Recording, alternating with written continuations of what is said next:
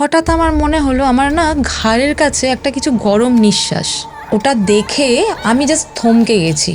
মানে তোমার সামনে তুমি দাঁড়ানো দেখছো? আমি দাঁড়ানো দেখছি এবং সেটা লাইভ, মানে এরকম দেখছি, মানে তুমি ভাবতে পারবে না, মানে সেই মোমেন্টে আমার গায়ে কাঁটা দিয়ে উঠেছে। সেই সময় কি ঘরে কোনো স্মেল তুমি পেয়েছো, বলতে পারবে?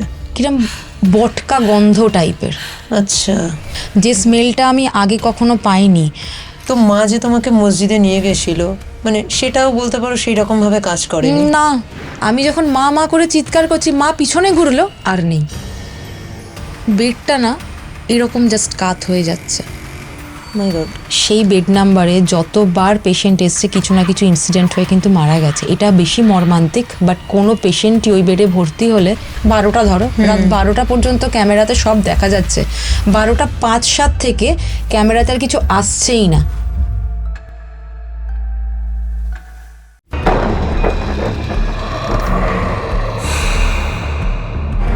The dark insiders, secrets, symbols, shadows.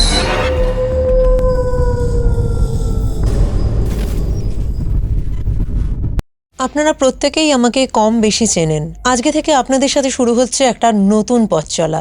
এতদিন আপনারা আমাকে দেখেছেন গেস্ট হিসেবে, আজকে থেকে আপনাদের সাথে আমি হোস্ট হিসেবে নতুনভাবে পরিচিত হতে চলেছি।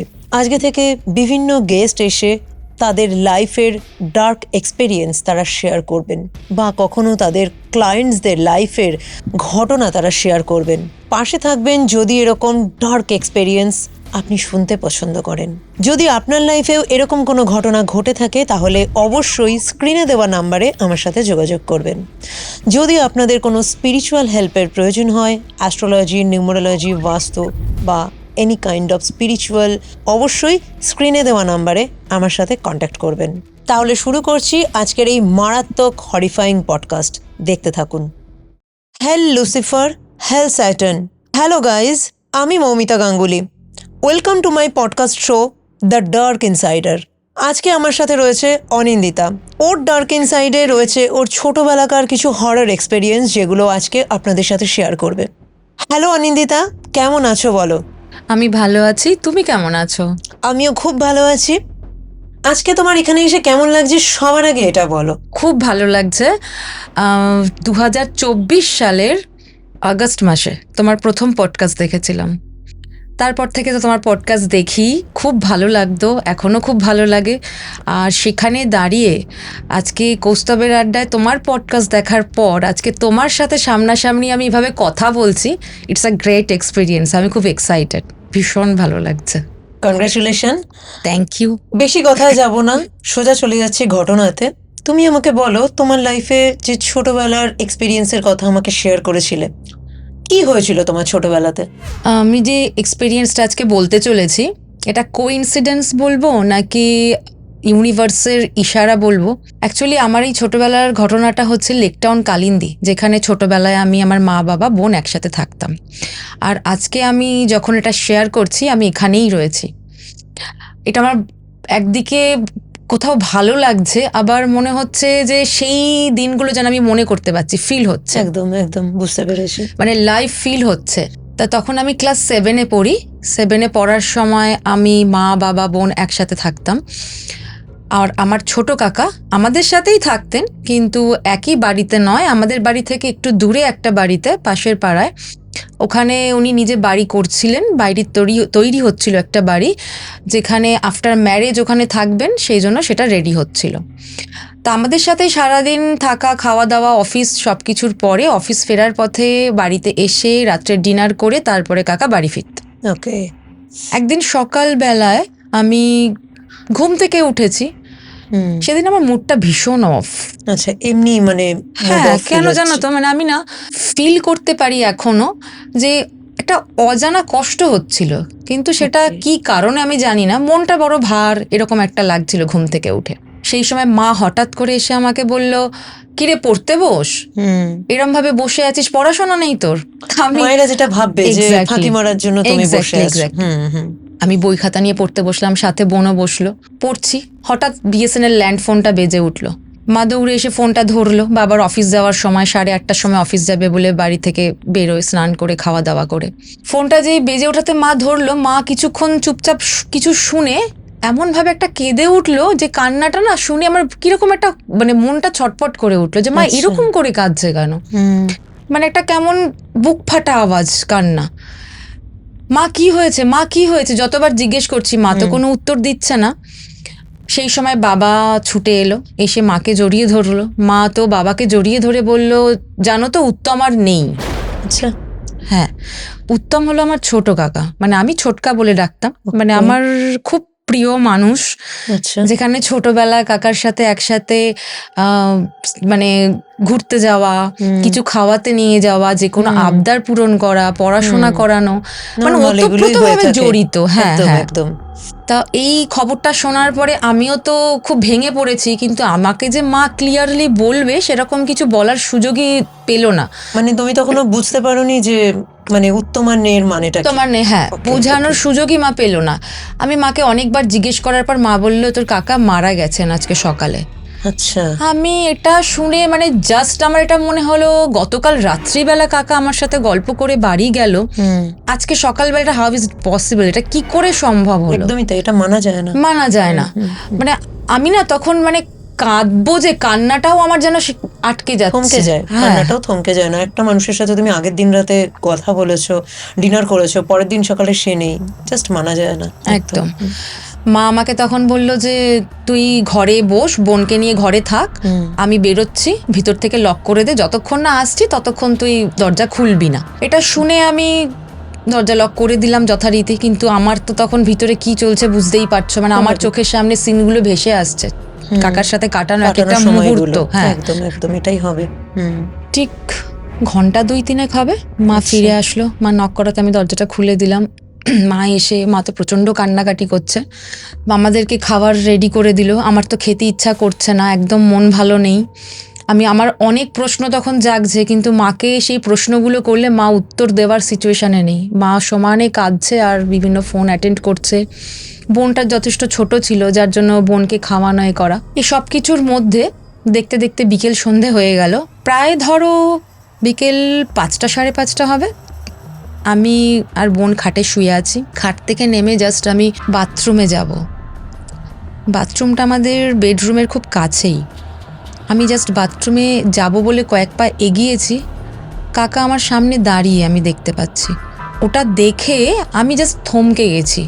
মানে তোমার সামনে তুমি দাঁড়ানো দেখছো? আমি দাঁড়ানো দেখছি এবং সেটা লাইভ, মানে এরকম দেখছি যে কাকা ঠিক কখনো কখনো বিকেলে অফিস থেকে ফিরে এলে জামা কাপড় ছাড়ার আগে যেভাবে দাঁড়িয়ে আমার সাথে একটু কথা বলতো, তারপরে চা চাইতো মাকে, জাস্ট আমি সেটা দেখছি। কাকা এসে অফিস থেকে আমার সামনে দাঁড়িয়ে, আমি বাথরুমে যাব, আমাকে তো বাথরুমে যেতে গেলে কাকাকে ক্রস করতে হবে, কাকা ঠিক ওই জায়গাটা দাঁড়িয়ে আছে। ওকে, মানে তুমি বাথরুমে যাবে তার ঠিক আগেই দেখতে পাচ্ছো? একদম, মানে বাথরুমের দরজা আর আমি মাঝখানে ধরো কাকা দাঁড়িয়ে আছে, ওনাকে ওভারটেক করে আমাকে যেতে হবে। আচ্ছা, আমি সেই মুহূর্তে না আমার আর মাথায় কিছু কাজ করছে না, স্বাভাবিক যে মা এটা বলার পরে আমি এটা কি করে কাকাকে দেখছি। একদম। আমি এক মুহূর্তের জন্য থমকে গেলাম, তারপরে আমি পিছন ঘুরে ছুটে ঘরে যেতে গেলাম।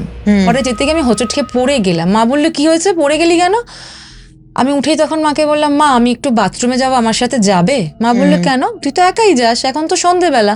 বললাম মা আমি না কাকাকে দেখলাম, কাকা তো আছে, তুমি আমায় যে বললে কাকা নেই, মারা গেছে। মা বলছে ভুলভাল বকিস না একদম, যা চলে যা একা বাথরুমে। তখন মানসিক অবস্থা ভালো নেই, প্লাস মা এটা যেন বিশ্বাসই করলো না। যাই হোক, এরকম ভাবেই সন্ধেবেলা গেলাম। সারাটা সন্ধে বিভিন্ন রকম জিনিস নিয়ে কাটলো, বাড়িতে লোকজন আসছে, মা ব্যস্ত, কথা বলছে। বাবা কিন্তু সেদিন রাত্রের বাড়ি ফিরল না। আমার এটা খুব মানে চিন্তা হচ্ছিল, মাকে প্রশ্নও করতে পারছি না, এতটাই ব্যস্ত মা। রাত 12টা 1টা 2টো, আমার ঘুম আসছে না। রাত্রিবেলা আমি শুয়েছি, জাস্ট মশারি টাঙিয়ে শোয়ার অভ্যেস তখন। আচ্ছা। লাইট জ্বলছে, লাইট জ্বলা অবস্থায় রাত 2:30-3টের সময় আমি দেখছি মশারিটা তুলে কাকা মশারির ভিতরে ঢুকছে। কি বলছো? মানে তুমি ভাবতে পারবে না, মানে সেই মোমেন্টে আমার গায়ে কাঁটা দিয়ে উঠেছে। মা তো আমার সাথে শোয়নি, আমি আর বোন শুয়ে আছি, ঘরে লাইট জ্বলছে। আমি ওই অবস্থায় যেভাবে দেখলাম, কাকা তো ফর্সা ছিল, আচ্ছা, তার এলোমেলো চুল, চোখটা পুরো লাল টকটকে, আর চোখের কালো মণিটা না নেই। মানে ওই মূর্তিটা দেখে, ওই রূপটা দেখে মানে আমি এত ভয় পেয়েছি, আমি প্রচন্ড জোরে চিৎকার করে উঠেছি। খুব স্বাভাবিক। এবং অন্য ঘরের লোকজন ছিল, হ্যাঁ, ছুটে এসেছে। আমার মামা ছিল, মামি ছিল, ওনারা ছুটে এসেছে, এসে বলছে কি হয়েছে তোর, আবার চিৎকার করলি কেন? আমি একটু ভয় পাচ্ছিলাম, আমার কেমন একটা মনে হলো। তা বললো তাহলে তুই এক কাজ কর, এই ঘরে আয়, এসে আমাদের কাছে শো। আমি ওই ঘরে গিয়ে শুলাম। পরের দিন সকালবেলা বাবা এলো, তখন ভোরবেলা 5টা 5:30 হবে। বাবা আসার পর বাবাকে ভীষণ বিধ্বস্ত লাগছিল। আমার মানে অনেক প্রশ্ন মনের মধ্যে তখন চলছে, যে বাবাকে জিজ্ঞাসা করি। আমার একবার দেখতে ইচ্ছা করছিল, আমি একবার দেখতে পেলাম না কাকাকে। আর আমি না ছোটকা বলে ডাকতাম। আচ্ছা। বাবা আসার পরে বাবাকে মা চা দিল, আমরা কথাবার্তা চলছে সবকিছুর মধ্যে। কিছু নিয়ম কানুন ছিল, সেগুলো কেটে গেল। 3-4 দিন, 5 দিন, 7 দিন, আমি না মাঝের মধ্যেই কাকার ছায়া দেখতাম, না কাকাকে দেখতাম। অদ্ভুত একটা শরীর দেখতে পেতাম। কিরকম দেখতে? কখনো কখনো দুপুরবেলা, ধরো আমি স্কুল থেকে ফিরেছি, 3টে 3:30 হবে, স্নান করলাম, মা খেতে দিল, খেলাম। একদিন একটা ঘটনা আমি তোমাকে বলি, তুমি বিশ্বাস করবে না। মানে আমি সেদিন এত ভয় পেয়েছি, হালকা বৃষ্টি পড়ছে, আচ্ছা, ঠিক আছে, 3:30 4টের সময় স্নান করে খেয়ে দিয়ে আমি ছাদে যাচ্ছি। মা বললো এখন ছাদে যাচ্ছিস, বৃষ্টি পড়ছে। কাকা মারা গেছে তার এটা ধরো দিন 15-20 পর হবে। ওকে। আমি বললাম আমি একটু ছাদ থেকে ঘুরে আসি মা, আমার ইচ্ছে করছে। মা বললো ঠিক আছে যা, ভিজিস না কিন্তু, জোরে বৃষ্টি এলে চলে আসিস। তা আমি যথারীতি ছাদে গেছি। ছাদে গিয়ে ঝিরঝিরে বৃষ্টি, বেশ ভালোই লাগছে, আর একটু গাছপালাও ছিল। একটা কার্নিশের সাইডে ধারে দাঁড়িয়ে আমি খুব মনোযোগ দিয়ে আকাশ দেখছি, আমার ভালো লাগে প্রকৃতি দেখতে। বৃষ্টিটা উপভোগ করছি, হালকা হালকা ঠান্ডা হাওয়া দিচ্ছে। হঠাৎ আমার মনে হলো আমার না ঘাড়ের কাছে একটা কিছু গরম নিঃশ্বাস। আচ্ছা।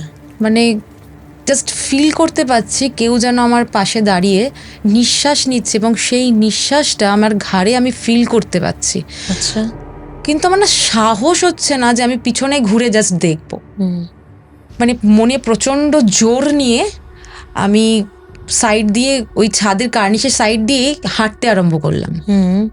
আমি দেখছি আমি যত হাঁটছি আমার সাথে সাথে না কেউ হেঁটে হেঁটে পিছনে আসছে। মানে তোমার পিছন থেকে এটা মনে হচ্ছে? একদম আমি ফিল করতে পাচ্ছি যেন আমার পিছনে পিছনে কেউ হেঁটে আসছে। বেশ কিছুটা আসার পরে আমি জোরে একবার পিছন ঘুরে দেখলাম। যেই পিছন ঘুরেছি আমি দেখলাম কাকা পিছনে, ছোটকা পিছনে হাত দিয়ে, জাস্ট এরকম পিছনে হাত দিয়ে পায়চারি করে না, ওই রকম ভাবে ছাদে পায়চারি করতো, পায়চারি করছে। আমি ওটা দেখে এক মুহূর্ত আর দাঁড়াইনি, আমি ছুটে। তখন চেহারাটা কেমন দেখলে? তখন চেহারাটা জানো তো সেম, মানে সেম আগে যেটা তোমায় বললাম, মানে ফর্সা, চুলগুলো এলোমেলো, চোখটা কিন্তু সবসময় লাল টকটকে, আর চোখের কালো মণিটা নেই। তখনও এরকমই দেখলে? তখন আমি ওরকমই দেখেছি। আর আমি যতবার ওটা দেখছি ততবারই আমার মানে কাকার আসল চেহারাটা মনে পড়ছে, আমি মেলাতে পারছি না, আমার একটা অসম্ভব কষ্টও হচ্ছে, ভয়ও হচ্ছে। আমি ছাদ থেকে দৌড়ে নামতে গেলাম, হোঁচট খেয়ে আমি পড়ে গেলাম। এবার হোঁচট খেয়ে পড়ে যাওয়ার পরে না আমার আর কিছু মনে নেই, জানো, সেন্সলেস হয়ে গেছিল মেবি। কারণ আমার যখন জ্ঞানটা ফিরলো তখন মা আমাকে মাথার মধ্যে হাত বুলিয়ে দিচ্ছে আর চোখে মুখে জল দিয়ে ধুয়ে দিচ্ছে। মা আমাকে বলছে কি রে তোর কি হয়েছে, তুই ছাদে গেলি, গিয়ে কি পড়ে গেছিস, পিছলে গেছিস জলে বা কিছুতে কি পড়েই গেছিলি? তোকে যে আমি বারণ করলাম বৃষ্টি হচ্ছে যাস না। বললাম না মা আমি একটু পায়চারি করছিলাম। কিন্তু জানো মা আমি গিয়ে না আবার কাকাকে দেখলাম, ছোট কাকা আমি আবার দেখলাম। আমি কেন বারবার এরকম দেখছি বলো তো, আমার না ভালো লাগছে না। কি বললো তখন মা? মা বললো তোর এটা মনের ভুল, তুই তো খুব ভালোবাসিস। তখনও মনের ভুলই বললো? তখনও মনের ভুল। অনেকেই আছেন এই ব্যাপারগুলো মানতে চান না। আজকে আমি এসে যেটা ফিল করি, কিন্তু তখন সেটা মনের ভুলই মা বলেছে। এবার এভাবেই ধরো মাস কাটছে, 1 মাস 2 মাস 3 মাস। আমি কিন্তু মাঝে মধ্যে বিভিন্ন রকমভাবে দেখতাম, রান্নাঘরে মা রান্না করছে, আমি দেখছি, আমি পিছন থেকে দেখছি মা রান্না করছে, কাকা যেন দরজার পাশে দাঁড়িয়ে মাকে দেখছে। আমি যখন মা মা করে চিৎকার করছি, মা পিছনে ঘুরলো আর নেই। মানে এরকম তুমি দেখছো? আমি দেখছি, আমি বোঝাতে পারছি না যে মা আমি দেখছি, অন্য কেউ তো দেখছে না, তুমি দেখছো, যার জন্য তারা বিশ্বাস করছে না। এবার মাস 6 পর একদিন তখন ক্লাস 8-এ ওঠার জন্য আমি অ্যানুয়াল এক্সাম দেব। পড়াশোনাতেও না তখন মন বসতো না, পড়তে বসেছি কিন্তু ভিতরে ভিতরে একটা কিছু আমার কাজ করতো। আমি পড়ছি কিন্তু আমার মনটা পড়ার মধ্যে নেই। সব সময় তো তুমি কোথাও না কোথাও মাঝে মাঝে এক্স্যাক্টলি। এবার আমার ক্লাস 8-এর অ্যানুয়াল এক্সাম, একটু রাত্রির করে মা অনেক সময় পড়াতো, বোঝাতো। তা রাত 12টা 12:30 হবে, মা বললে এবার শুয়ে পড়।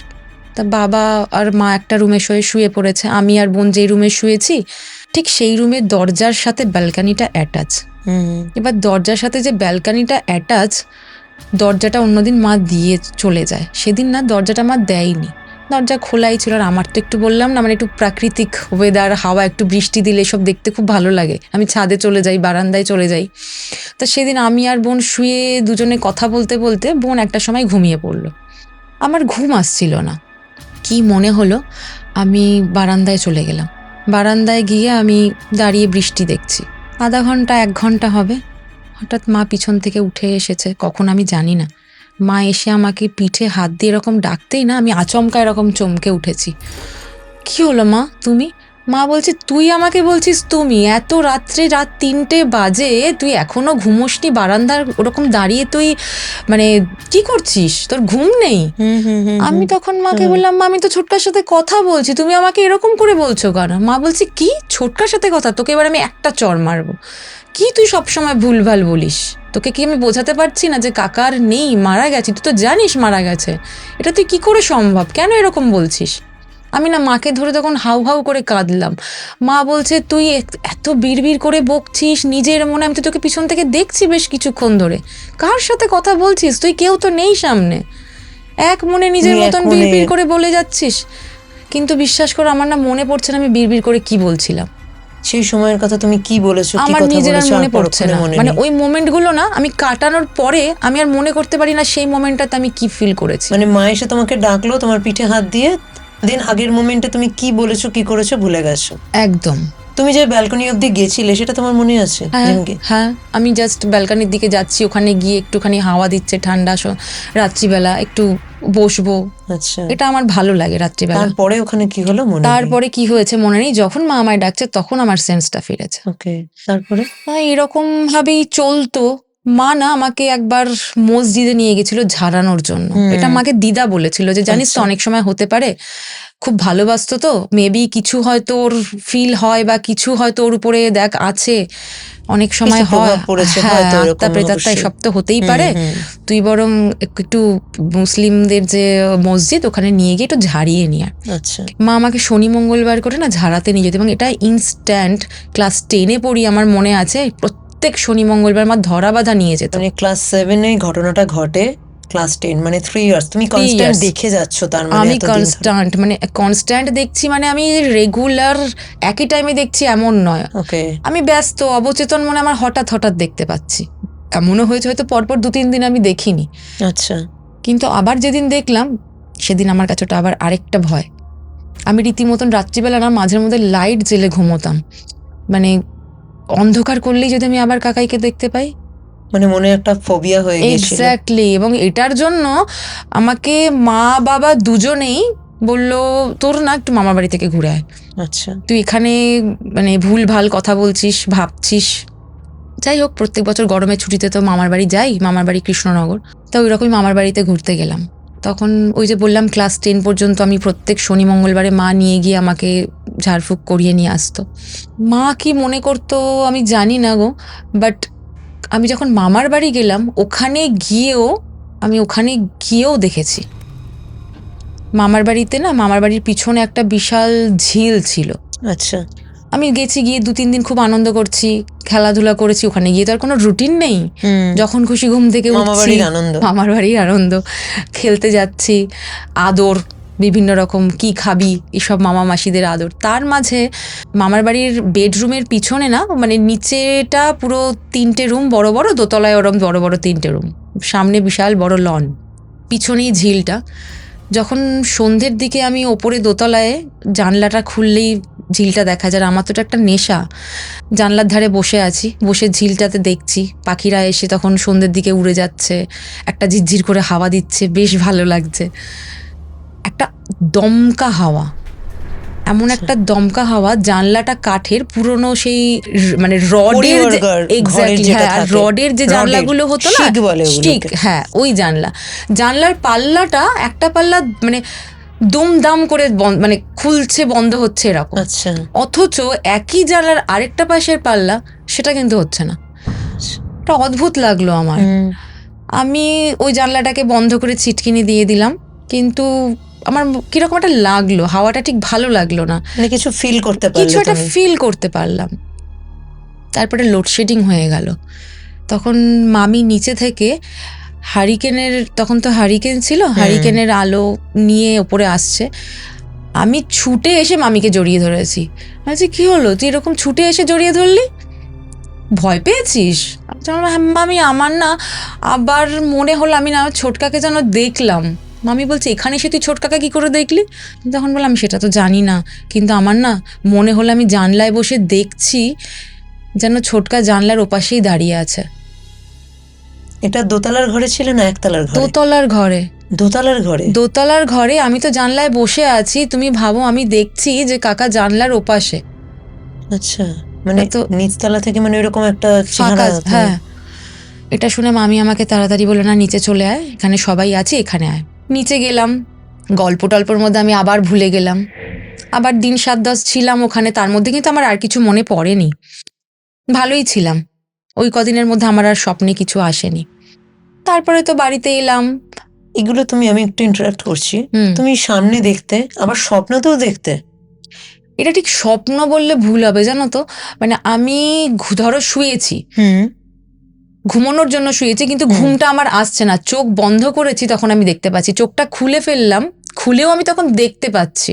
আচ্ছা, এটা তো স্বপ্নের মধ্যে দেখা নয়। না, আর অসম্ভব ভয় পেতাম এই জন্য, কারণ একটা অদ্ভুত চেহারা, তার সাথে চোখগুলো ওরকম, ভয় পাওয়াই স্বাভাবিক। চোখগুলো ওরকম, চুলটা এলোমেলো, গায়ে কিরকম যেন মানে একটা আঁচড়ের দাগের মতন বলবো না, কিরকম কালশিটে, চোখে মুখে, মানে অদ্ভুত একটা চেহারা, যেটা আমি না আগে কখনো দেখেছি, না আমি ওরকম সেকেন্ড কখনো কিছু দেখেছি।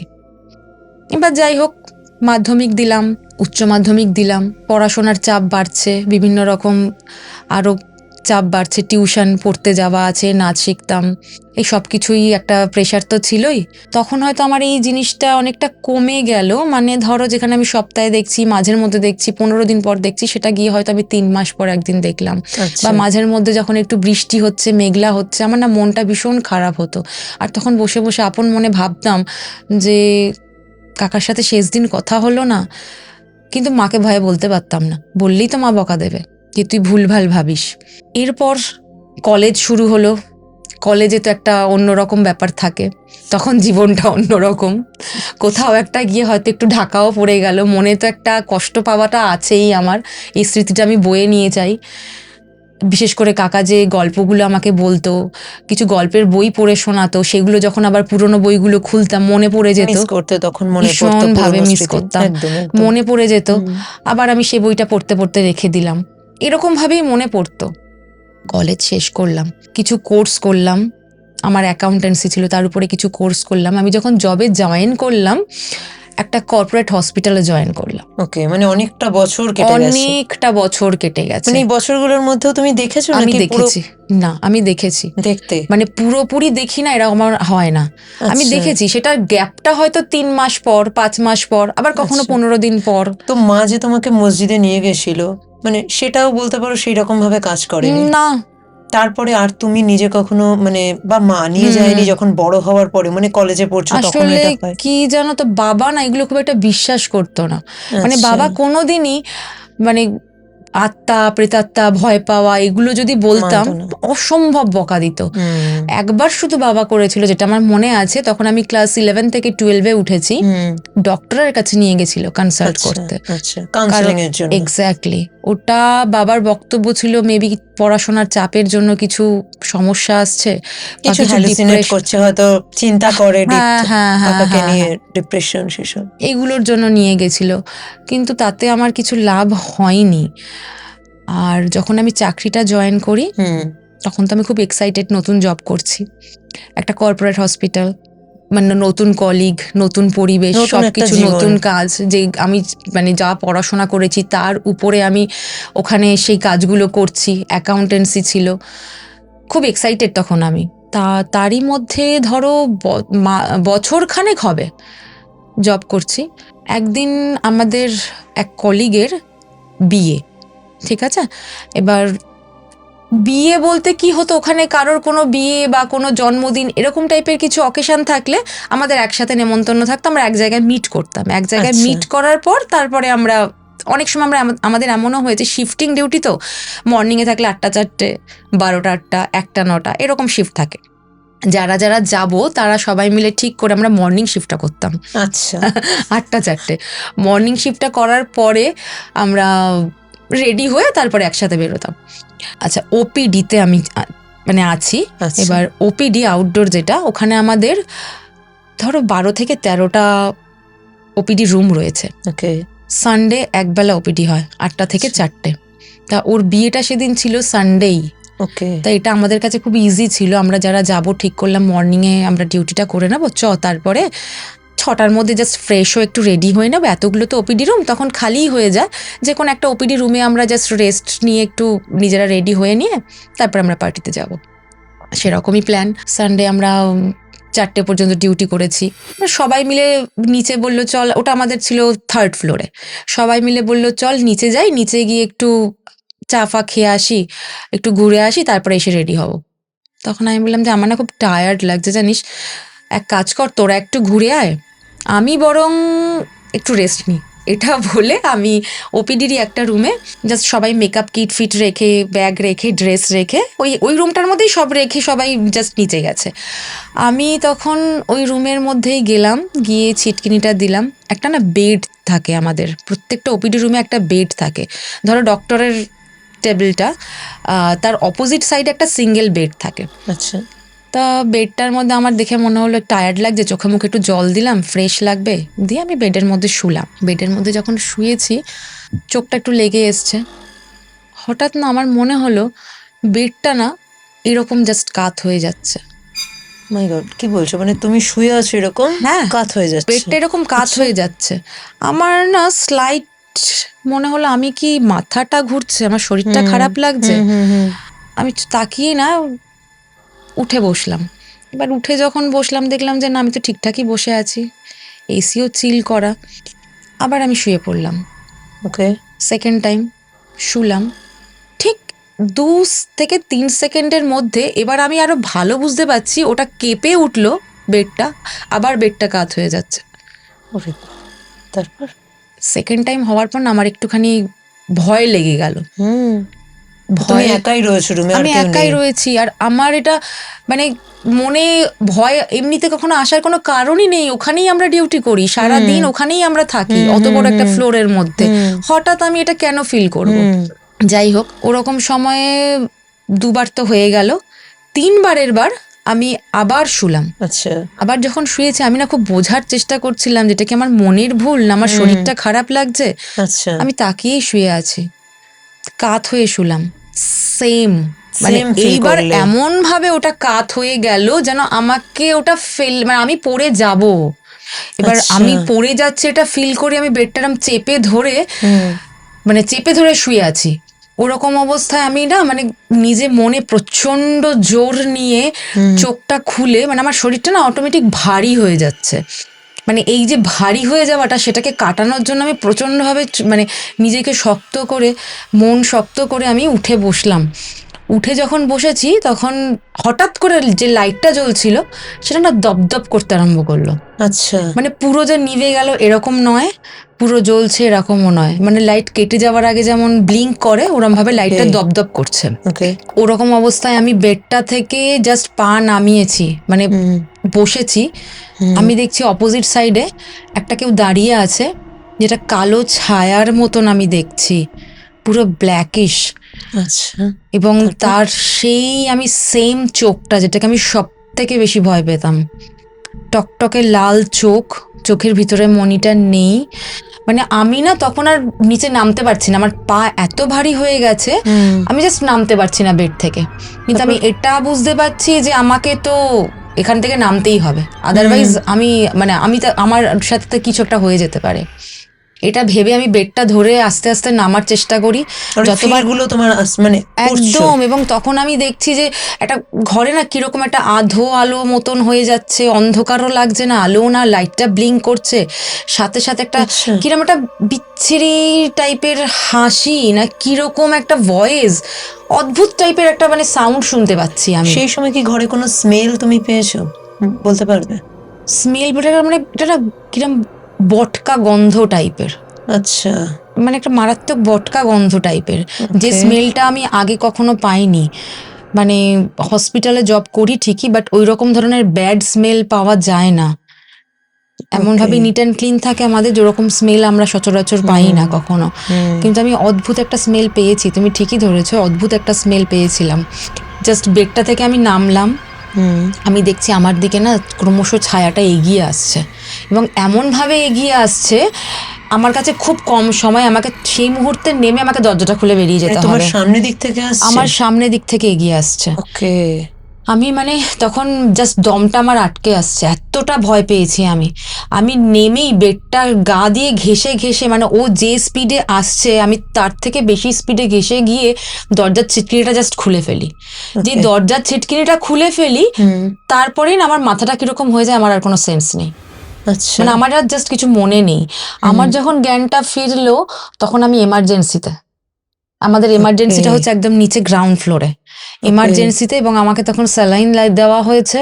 আমার সাথে যে 5 জন মানে কলিগ ছিলেন, 5 জন ফিমেল, আমাদের একসাথে যাওয়ার কথা ছিল, তারা সবাই আমার চারপাশে দাঁড়িয়ে আছে। আর ইমার্জেন্সির যে ডক্টর, সে আমাকে মানে জাস্ট এরকম গালে হাত দিয়ে এরকম করে বলছে যে, কি হয়েছে অনিন্দিতা, তুমি এরকম ভাবে এত ভয় পাচ্ছ কেন, কি হয়েছে তোমার, এত মানে এরকম ভাবে ঘামছো, কি হয়েছে, কি কষ্ট মানে হচ্ছে? তোমার জ্ঞানটা ফিরেছে তখনও তুমি ভয় পাচ্ছ? তখন আমি ভয় পাচ্ছি, মানে আমার আতঙ্কটা তখনও কাজ করছে। মানে আমি না তখন ভালোভাবে চারিদিকে তাকিয়ে দেখছি আমি কি সেম রুমেই আছি, মানে ওইটুকু ফিরে আসতে আমার 2 মিনিট সময় লেগে গেছে। তারপরে যাই হোক, মানে আমাকে শান্ত করা হলো, আমি একটু কাম হলাম।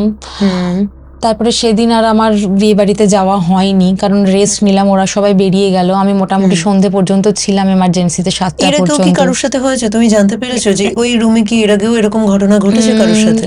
ওই রুমে এরকম ঘটনা কিছু ঘটেনি, কিন্তু আমাদেরই একজন ফিমেল কলিগ, যে ওখানে 15-16 বছর ধরে জব করছে, যতদিন ওই হসপিটালটা ততদিনই জব করছে, আচ্ছা, ও তখন আমাকে পরের দিন বলেছিল, সেদিন কিছু বলেনি। সেদিন তো আমি বাড়ি চলে গেলাম, একটা জাস্ট উবের বুক করে আমি বাড়ি চলে গেলাম। পরের দিন আমি ইভিনিং শিফট নিয়ে আসি, তখন ও আমাকে বলেছিল যে, আচ্ছা তোকে তো একবার আমরা বলেছিলাম, বল, আমরা তো একদিন গল্প করছিলাম, তোর মনে আছে কি, এই হসপিটালে একটা মারাত্মক ঘটনা ঘটেছিল, এবং সেটা শুরুয়াতটা কিন্তু ওপিডি থেকে। আচ্ছা, তখন আমার মনে পড়ে গেল, সত্যি একবার বলেছিল যে ওটা তো আউটডোর, ওখানে পেশেন্ট দেখাতে আসে, বা সিরিয়াস হলে বা অ্যাডমিট করার সিচুয়েশন থাকলে ওখান থেকে ডিরেক্ট অ্যাডমিট হয়। একদম একদম তাই হয়। ওপিডিতে একজন পেশেন্ট দেখাতে এসেছিল, কার্ডিয়াক পেশেন্ট।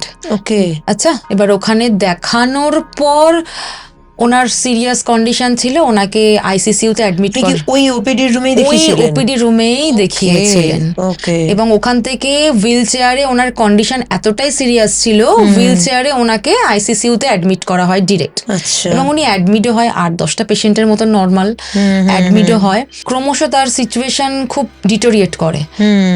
দিন 3-4 পর উনি প্রায় কোমাতে চলে গেছে, এরকম একটা সিচুয়েশন। ডক্টর বলে দিয়েছেন যে মেবি হয়তো আর 3-4 দিন ম্যাক্সিমাম স্টে করতে পারে। উনি ভর্তি ছিলেন 6th ফ্লোরে, ঠিক আছে, 6th ফ্লোরে ভর্তি ছিলেন। এবং আমাদের তো আইপি সেকশনে চারিদিকে প্রচুর ক্যামেরা এবং সিকিউরিটি, প্রত্যেকটা রুমের সামনে সিকিউরিটি। তার মধ্যে দিয়ে সে মানে ওই 3 দিন বা 4 দিন পরে এমনই একটা ঘটনা ঘটেছে যেটা শুনলে তোমার গা শিউরে উঠবে। কি ঘটেছিল? উনি ওখান থেকে, ওই বেড থেকে, 6 তলার বেড থেকে কিভাবে করিডোর অবধি চলে গেছে, এবং করিডোরে আমাদের যে উইন্ডোগুলো আছে কাঁচের শাটার দেওয়া, এবং শাটারটা ডাবল শাটার, ভেতর দিয়ে একটা শাটার, বাইরে দিয়ে একটা শাটার, এবং সেটা লক থাকে। আচ্ছা, মানে পেশেন্ট খুলতে পারবে না, সেন্ট্রাল এসি, পেশেন্ট খুলতে পারবে না, খোলার কোনো চান্সই নেই। ওখান থেকে উনি কিভাবে জাম্প করেছেন, কি বলছো? এক্স্যাক্টলি, উনি এমন ভাবে জাম্প করেছেন যে পরের দিন ভোরবেলা 5টা 5:30 নাগাদ ওনার বডি পাওয়া গেছে, এবং সেটা মারাত্মক, উপুর হয়ে পড়ে আছেন, মানে ব্লিডিং, নাক দিয়ে কান দিয়ে, লাং ফেটে গেছে। অথচ তুমি বিশ্বাস করো, ওনার ওই কন্ডিশন ছিল না, উনি যে ডক্টরের আন্ডারে অ্যাডমিট ছিলেন, ওনার ওই কন্ডিশনই ছিল না যে উনি হেঁটে ওই পর্যন্ত যেতে পারবেন। মানে আমি বোঝার চেষ্টা করছি, আইসিসিইউতে একজন পেশেন্ট রয়েছেন, তুমি যে মানে বলছো সামনে করিডোরে যেভাবে শাটার দেওয়া, তাহলে একজন পেশেন্ট, আরো হার্টের একজন পেশেন্ট ওরকম জোর পাবেন না। না, তো পরের দিন তোমরা উনি বেড থেকে নামতে পারেন না, উনি তো টোটালি কোমাতে চলে গেছেন, মানে আমার কোনো শুনে পসিবিলিটি নেই। এবং প্রত্যেকটা পেশেন্টের সাথে একজন করে সিস্টার থাকে, অ্যালোকেটেড সিস্টার, সেই সিস্টারের চোখের বাইরে দিয়েও কি করে চলে যেতে পারলো? শাটার কি ওখানে ভাঙা ছিল বা কিছু ছিল, খোলা ছিল? শাটার খোলা ছিল, শাটার খোলা, কিন্তু সেই শাটার লক থাকে, পেশেন্টের পক্ষে খোলা পসিবলই না। সিস্টারও কিছু বলতে পারছে না, সিস্টারও কিছু বলতে পারছে না, এবং তার জন্য ক্যামেরা দিয়ে চেক করা হয়। এটা তো একটা ভীষণ বড় বাজে ব্যাপার, যে একটা এরকম একটা বড় একটা হসপিটালে সে কি করে সম্ভব হলো। এক্স্যাক্টলি, মানে পেশেন্টের বাড়ির লোক তো এটা অ্যাকিউজ করবে না হসপিটাল কর্তৃপক্ষকে, যার জন্য ক্যামেরা চেক করা হয়েছিল। পরের দিন ক্যামেরা চেক করে যেটা দেখা গেল, যে একটা নির্দিষ্ট টাইমের পরে, ধরো রাত 11:30 12টা ধরো, রাত 12টা পর্যন্ত ক্যামেরাতে সব দেখা যাচ্ছে, 12টা 5-7 থেকে ক্যামেরাতে আর কিছু আসছেই না, মানে জাস্ট হেজি, মানে জাস্ট হেজি, কিচ্ছু দেখা যাচ্ছে না, এবং রাত 2:30-3টে পর্যন্ত কিছু দেখা যায়নি। আর পরের দিন ভোরবেলাটা ঘটেছে, এই সময়তেই ঘটেছে, পরের দিন ভোরবেলা 5টা 5:30 সময়। ধরো এই যে টাইমটা 12টা 12:30 থেকে 2:30-3টে, মানে হসপিটাল কি বুঝতে পেরেছে মানে এই টাইমে ইনসিডেন্টটা হয়েছে? এটা পরে জানা গেছে যে ওই যে বেড নাম্বারটা যেটা ছিল, সেই বেড নাম্বারে যতবার পেশেন্ট এসছে কিছু না কিছু ইনসিডেন্ট হয়ে কিন্তু মারা গেছে। এটা বেশি মর্মান্তিক, বাট কোনো পেশেন্টই ওই বেডে ভর্তি হলে পেশেন্ট কিন্তু ওপিডির ওই বেডে না, ওপিডিতে, আইসিসিইউতে, মানে ওপিডির ওই বেড থেকে তো উনি ওখানে ট্রান্সফার হলেন, ঠিক আছে, মানে ওই পেশেন্ট ওখানেই ছিল, ওই আইসিসিইউ থেকেই জাস্ট এই ঘটনা। মানে আইসিসিইউ থেকে এর আগেও এরকম ঘটনা ঘটেছে? মাই গড, আইসিসিইউ মানে বুঝতে পারছো, সেখান থেকে বেরোনো কি পসিবল? ওটা তো স্পেশাল কেয়ারে থাকে। একদমই তাই। মানে এটা যখন আমাকে ও বললো, তখন আমি ভাবছি যে সত্যি গল্পটা আমাকে ও বলেছিল, তাহলে যে বলে হসপিটালে এরকম অশরীরী ব্যাপার কিন্তু থাকে। আমি এরকমও শুনেছি, ল্যান্ড ফোন, কেউ নেই ডেস্কে, ল্যান্ড ফোন বাজে। মানে তোমার হসপিটালে? আমার হসপিটালে। কি বলছো? এটা কোথায় হয়? এটা ওপিডিতে হয়। ওপিডিতেই হয়? মানে ওই রুমটাতেই হয়? না, অন্য রুমে? আচ্ছা, প্রপার ডেস্ক, সেই ডেস্কে পর্যন্ত ল্যান্ড ফোন রাত্রিবেলা বাজে। তুমি তো আমাকে অফ স্ক্রিনেও বলছিলে, সেখানেও একটা আলাদা কেস আছে। তা এটা আমি মানে ওদের কাছে গল্প হিসেবে শুনেছিলাম, কিন্তু সেদিন আমি যেটা ফেস করেছি, মানে বিলিভ মি, আমি এটা সারা জীবনেও ভুলবো না। মানে আমি সামনে থেকে যেভাবে দেখেছি, মানে কাকার এই ব্যাপারটা তো আমাকে রীতিমতন, একটা তো ছিলই তোমার ইনসিডেন্ট, মানসিক ভাবে ছুটিয়ে বেড়াতো, কিন্তু তার সাথে ওটা যখন দেখলাম, মানে সত্যি আমি একটা ট্রমায় চলে গেছিলাম। আমি শুধু ভাবতাম যে এটা আমার সাথে কেন বারবার হয়, আমি এরকম কেন দেখি, ছোটকাকে নিয়ে আমি এত কিছু দেখেছি, আমি ওটাতে কাটিয়েই উঠতে পারছি না পুরোপুরি। আমার একটা মাইন্ডে এটা আসবে যে আমার সাথেই কেন হয়। এক্স্যাক্টলি, আমার তখন মনে হয়েছিল এটা কেন হয় ভীষণ ভাবে। আমি তারপর থেকে আমি মানে 3-4 দিন অফিস করতে পারিনি, আমি ছুটি নিয়েছিলাম, নিয়ে আমি রেস্টে ছিলাম। আমি সাইকোলজিক্যাল ডক্টরও দেখিয়েছিলাম কনসাল্ট করার জন্য, যে আমার কি কিছু প্রবলেম হচ্ছে, আমি কি কিছু ভুল ভাবছিলাম অবচেতন মনে, এটা কি আমার কোনো মানসিক রোগ, বাট সেরকম কিছুই নয়। যার জন্য আমি তখন তারপরে তোমার পডকাস্ট দেখতে দেখতে আমার ভীষণভাবে মনে হলো যে আমি তোমার সাথে, এক্স্যাক্টলি, এই তোমার সাথে যোগাযোগ করি, আমি আমার এই কথাগুলো তোমার সাথে একটু শেয়ার করি, তাহলে হয়তো মেবি আমি কিছু, তুমি যখন এসেছিলে আমার এখনো মনে আছে, মানে অনিন্দিতা যখন আমার কাছে এসেছিল, ও ও তখন কিছু বলার সিচুয়েশনে ছিল না। এই সিচুয়েশনের বোধহয় 15-20 বাদে ও আমার সাথে যোগাযোগ করে পডকাস্ট দেখে। ও একদিন আমাকে রাতের দিকে কল করে, 0.5 ঘন্টা ও কেঁদেছিল এবং আমি ওকে কাঁদতে সুযোগ দিয়েছিলাম, মনে আছে তো? 0.5 ঘন্টা ওকে 11টায় আমি কল করতে বলেছিলাম, 11টা থেকে 11:30 কন্টিনিউ কেঁদে গেছে। ও কি বলবে ও বুঝে উঠতে পারছে না, ও শুধু কেঁদে যাচ্ছে। দেন অনেকটা সময় কাঁদার পরে আমি বললাম, এবার শান্ত হয়ে বলো, কেঁদে নিয়েছো, মন হালকা, এবার বলো তোমার সাথে কি হয়েছে, কি সমস্যা হয়েছে। খুব ভালো করে মনে আছে, আমি তোমায় আজকে একটা জিনিস বলবো, সেদিন আমি তোমাকে বলিনি এবং তারপরে এই নিয়ে আর কথা হয়নি। আর সত্যি বলতে আমি ইনসিডেন্টটা তোমাকে আবার রিকল করাতে চাইনি, আবার মনে করাই। আজকে যখন কথা উঠছে আমি তোমাকে বলি যে একটা মনে প্রশ্ন আসে যে হোয়াই মি, কেন আমার সাথে ঘটছে, সবার সাথে তো ঘটছে না, কেন আমার সাথে ঘটছে। দেখো এখানে আমি তোমার একটা, এই যে এত কিছু খারাপ তোমার লাইফে ঘটেছে তার মধ্যেও একটা জিনিস কিন্তু, তুমি কিন্তু পজেস হওনি। তুমি কিন্তু এখানে পজেস হওনি, স্পিরিট তার এক্সিস্টেন্স তোমাকে বুঝিয়েছে, তোমার সামনে এসেছে, তার এক্সিস্টেন্স তোমাকে বুঝিয়েছে। এক্সিস্টেন্স বোঝানো এবং পজেসড হওয়া দুটো কিন্তু আলাদা জিনিস। কিছু মানুষ হয় তারা পজেসড হয়, মেন্টালি বলতে গেলে অনেকগুলো রিজনে হয়। স্পিরিট সকলকেই পজেস করে না। যদি কোনো স্পিরিটকে টোকা দেওয়া হয়, তার যে জায়গায় সে আছে সেখানে কোনোভাবে টোকা দেওয়া হলো, ঠিক আছে, তবে সে পজেস করে। আর হচ্ছে কিছু থাকে সিচুয়েশনে হয়ে যায়, পজেস করানো হয়, situation in the sense pauses করানো হয়। বাট তোমার যেটা ছিল এটা হচ্ছে স্পিরিট এক্সিস্টেন্সকে ফিল করা। এটা কিন্তু সকলের মধ্যে থাকে না, এটা একটা সেন্স, এটা একটা সেন্স। এবং এই যে সেন্সটা তোমার হয়েছে, তোমার লাইফের একটা এক্সপেরিয়েন্স, তুমি নিজে ফিল করেছো, এক্সপেরিয়েন্স হয়েছে, এবং এই ফিল করতে করতেই কিন্তু সেই পথ দিয়ে আজকে তুমি উইচক্রাফট শিখছো। উইচ যারা হয় তাদের এটা ইনবর্ন কোয়ালিটি থাকে, তারা স্পিরিট, এই ধরনের আনন্যাচারাল যে কোনো এনার্জিকে তারা কিন্তু সেন্স করতে পারে। এই জন্যই কি আমার সাথে এগুলো হতো? একদম তাই। এখানে তুমি পজেস হওনি, যে স্পিরিট তোমাকে পজেস করেছে, তোমাকে তার এক্সিস্টেন্স দেখিয়েছে। তোমার কাকারটা তোমার হয়েছে, কাকা তোমার খুব ক্লোজ ছিল। তুমি তোমার ডেট অফ বার্থটা আমাকে বলো, তোমাকে আরো ক্লিয়ারলি বলবো ব্যাপারটা, বলো। আমার ডেট অফ বার্থ হচ্ছে আগস্ট 20। আমি ফুল ডেট অফ বার্থের ক্যালকুলেশনের ড্রাইভার কন্ডাক্টর কি এখন যাচ্ছি না, খুব শর্টলি বলছি। অগস্ট 20। এই যে 22, 2 হচ্ছে মুন নাম্বার, 2 নাম্বার কন্ডাক্ট কে করছে? মুন করছে, রুল করছে। মুন হচ্ছে ভীষণ সেন্সিটিভ একটা নাম্বার, এবং মুন এনার্জি, আমরা কিন্তু উইচক্রাফটেও কাজ করি মুন এনার্জিকে নিয়ে। তো মুন এনার্জির সাথে স্পিরিট সেন্স করার যে ব্যাপার, এটা কিন্তু খুবভাবে কানেক্টেড। তুমি কিন্তু পজেস নাও, বিকজ পজেস তুমি কখনোই হবে না।